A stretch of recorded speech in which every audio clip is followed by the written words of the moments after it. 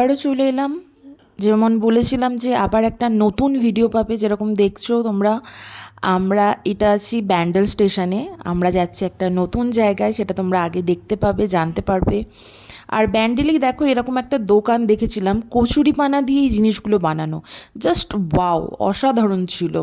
মানে দেখে আমার মন পাগল হয়ে গেছিলো। আর এই দেখতে দেখতে আমাদের ট্রেনটা ঢুকে গেছে, ট্রেন দেখতে দেখতে আমরা উঠেও গেছি, আমরা রওনা হয়েছি। আর এইটা হলো আমার বাড়ির উপর দিয়েই যাচ্ছিলাম আমি, তো ওই জন্য ওখানে ভিডিওটা করলাম। এখানে শুয়ে শুয়ে একটু মস্তি করছিলাম, আর আমার বর দেখছে যে যা সিট সে চলে আসছে না, তো ও দেখছে, আমিও দেখছি বারবার করে। তারপরে এই আমাদের ঢুকে গেলাম আমরা বহরমপুরে, মানে খাগড়া স্টেশনের কাছাকাছি। তো খাগড়াতে একটা বড় ব্রিজ আছে, সেটা আমরা দেখছিলাম। ততক্ষণে বর দুটো তিনটে সেলফি তুলে দিল, আমরা একসাথে সেলফি তুললাম।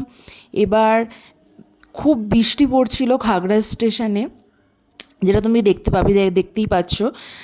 আমাদের একটা জিনিস নেওয়ার ছিল, এই আমার বোনের বর চলে এসছে, ওরা দুজনা গলা জড়িয়ে ধরছে, কথা বলছে, আর এই আমরা ছবি তুললাম তাড়াতাড়ি করে। আর এই আমরা চলে এসেছি আমাদের নিউ ডেস্টিনেশন, যেটা হলো এনজিপি। তার মানে আমরা এখন কোথায় যাচ্ছি, এনজিপি থেকেই আমি বেরাচ্ছি। বেড়াতে বেড়াতে গাড়ি বুকিং হয়ে গেছে, সব জিনিসপত্র ওঠানো হয়ে গেছে, আর এই আমরা রওনা দিয়েছি আমাদের ডেস্টিনেশন পথে।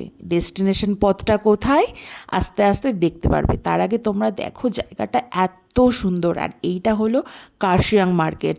কার্শিয়াংয়ে আমরা গেছিলাম, কেন গেছিলাম সেটাও বলবো। আর এটা একটা খুবই সুন্দর একটা ওয়াটারফল, যেটা আমরা যেতে যেতেই দেখতে পেয়েছিলাম। ঠিক আছে, তো আর বেশি রাখবো না, আমরা যাচ্ছি গ্যাংটকে, মানে আমি শিফট করছি গ্যাংটকে। তো সেখানের ওয়েদার উফ জাস্ট ওয়াও, দেখো মানে এত সুন্দর পরিবেশ, মেঘটা এত সুন্দর আছে। আর কেননা সবাই জানো এই টাইমটা হলো বর্ষার টাইম, তো এই টাইমে পাহাড়ে যাওয়াটা খুবই মানে রিস্কি, কী বলবো।